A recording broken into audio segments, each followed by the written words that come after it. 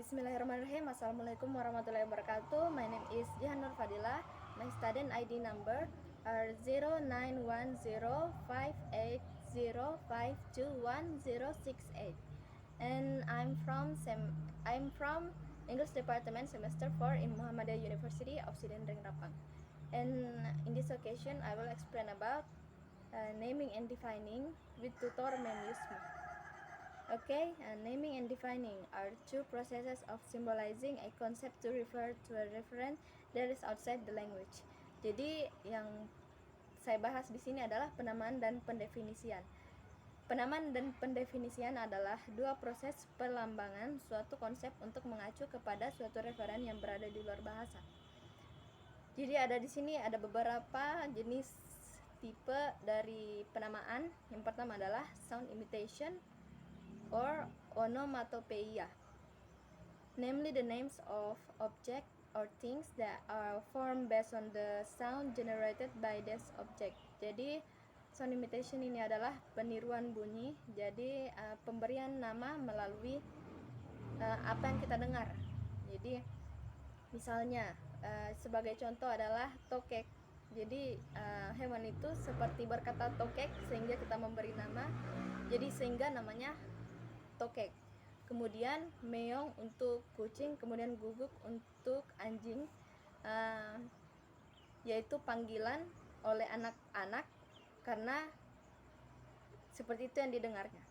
Kemudian yang kedua adalah mention of parts.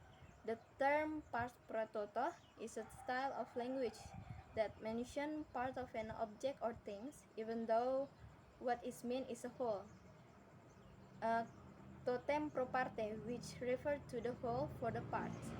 Jadi di sini yang kedua adalah penyebutan bagian. Jadi ada dua jenis, yaitu yang pertama pars pro toto, yaitu penamaan berdasarkan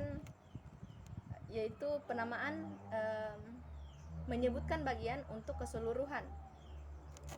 Jadi sebagai contoh itu, all eyes were on me, making me nervous during the theatrical performance, with the word eyes referring to everyone who was in that place. Jadi dari kalimat ini kata mata bukan hanya pada tubuh manusia saja, tetapi yang dia maksud adalah seluruh orang yang ada pada tempat itu. Kemudian totem pro parte itu menyebutkan keseluruhan untuk sebagian. Misalnya Indonesian won a silver medal at the Olympics.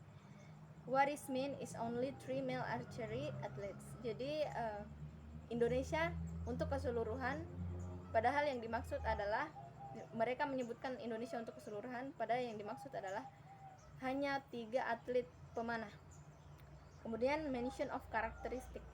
Planting an object based on the prominent characteristic that exist in the object.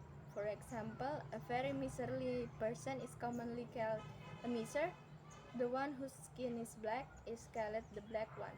Jadi yang ketiga ini adalah penyebutan sifat khas, di mana kita memberi nama melalui sifat yang paling menonjol atau yang paling dominan. Misalnya seseorang yang sangat kikir sehingga dia dipanggil si kikir, ataupun seseorang yang memiliki kulit hitam dia dipanggil sehingga dipanggil si hitam. Kemudian yang keempat adalah inventor and maker atau apelativa. Many names of objects in the Indonesian vocabulary are based on the name of the inventor, the name of the manufacturer, or the name of the historical event. For example, the volt, the name of the unit of the strength of the flow of electricity, is derived from the name of its creator, Volta, a physicist from Italy. Jadi inventor dan maker ini berdasarkan penemu dan pembuatnya. Jadi pemberian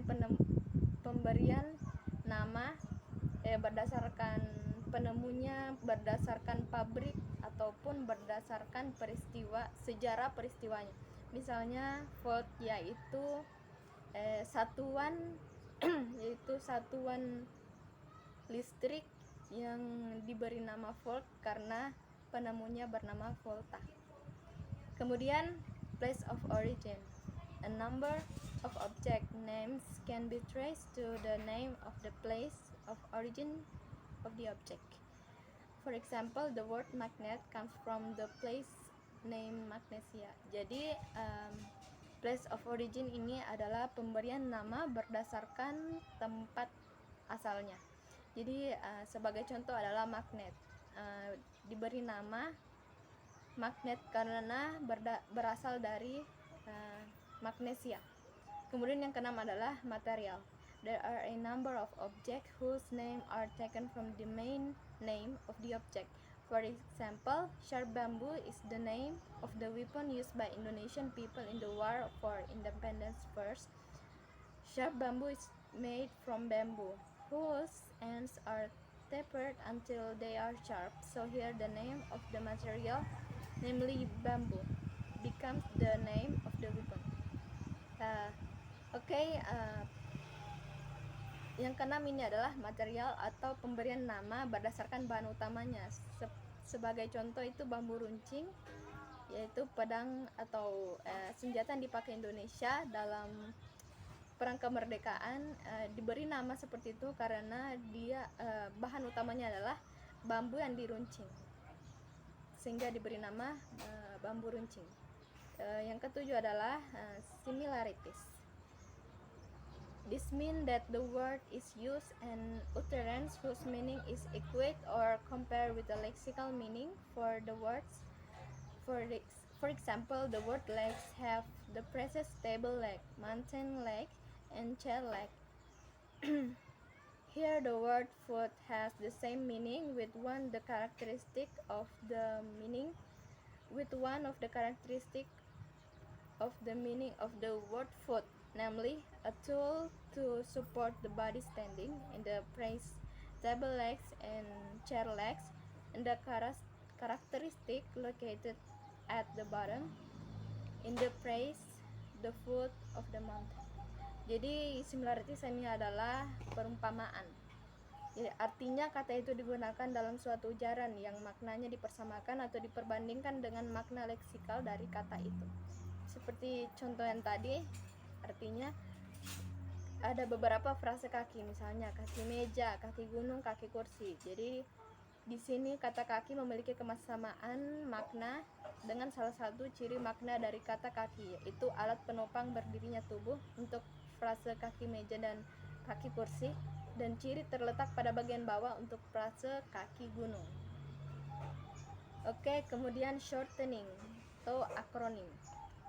Formed as a result of combining the elements of the initial letters or syllable of several words that are combined into one.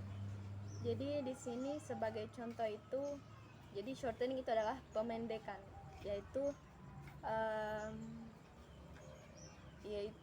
penggabungan huruf-huruf awal atau inisial ataupun suku kata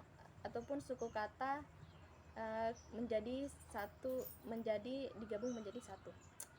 Sebagai contoh adalah KONI menjadi KONI yang berasal dari Komite Olahraga Nasional Indonesia.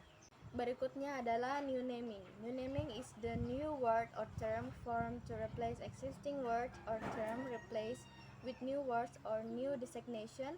This happens because all words are considered less precise, irrational, less scientific, and less subtle. Jadi new naming adalah penyebutan baru karena kata lama itu terdengar kurang irasional, kurang halus, dan kurang ilmiah. Sebagai contoh itu, turisme berubah menjadi pariwisata karena kurang irasional, demonstrasi berubah menjadi unjuk rasa karena kurang ilmiah, kemudian kata gelandangan berubah menjadi tunawisma karena kurang halus. Kemudian definition atau pendefinisian. Definition is a deliberate effort to express in word an object, concept, process, activity, event, and so on. Pendefinisian adalah usaha yang dilakukan dengan sengaja untuk mengungkapkan dengan kata-kata akan suatu benda, konsep, proses, aktivitas, peristiwa, dan sebagainya. Jadi ada beberapa jenis dari pendefinisian ini. Yang pertama adalah the definition of a synonym is the definition that has the lowest level of clarity because it only goes turn around. Jadi di sini definisi yang satu ini adalah pendefinisian yang paling rendah karena hanya berputar balik. Misalnya kata father atau ayah, definisinya adalah papa, seperti sinonim ya. Kemudian yang kedua adalah a formal definition is that the concept or idea to be defined is called first its general characteristic and then its specific characteristic. Jadi formal definition ini adalah konsep yang didefinisikan, yang disebut dulu ciri umumnya, kemudian ciri khususnya.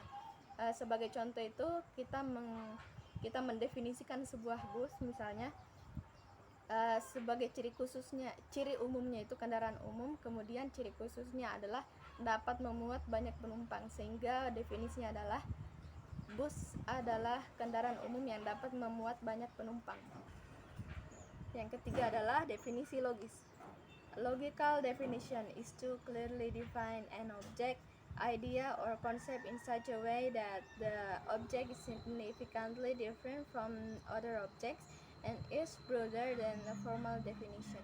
Jadi logis ialah mendefinisikan secara tegas objek, ide, konsep dengan sedemikian rupa sehingga objek tersebut berbeda secara nyata dengan objek lainnya dan lebih luas dari definisi formal. Sebagai contoh, water is a liquid that falls from cloud as rain, flows through rivers, fills lakes and ocean, covers 2/3 of the Earth's surface, is the basic elements of life, is odorless, tasteless, colorless, but looks bluish in layers, thick, freezes at 0 degrees Celsius and boils at 100 degrees Celsius, has a maximum density of 4 degrees Celsius. Kemudian yang terakhir adalah the definition of encyclopedic is a broader definition than the logical definition because the encyclopedic definition explains completely and clearly and carefully everything related to the concept and idea. Jadi definisi ensiklopedis ialah definisi yang luas lagi dan lebih logis dan juga karena menerangkan secara lengkap serta amat cermat, spesifik dan segala sesuatu yang berkaitan dengan konsep dan ide. Oke, I think that's all. Kemudian saya akan referensi yang saya gunakan adalah dari Bangpek Kuliah Sastra Blogspot, yaitu tentang penamaan dan pendefinisian. Kemudian dari www.kompas.com, yaitu tentang contoh majas sinekdo. Okay, I think that's all for me. Thank you very much. That's more and less, please forgive me. Wassalamualaikum warahmatullahi wabarakatuh.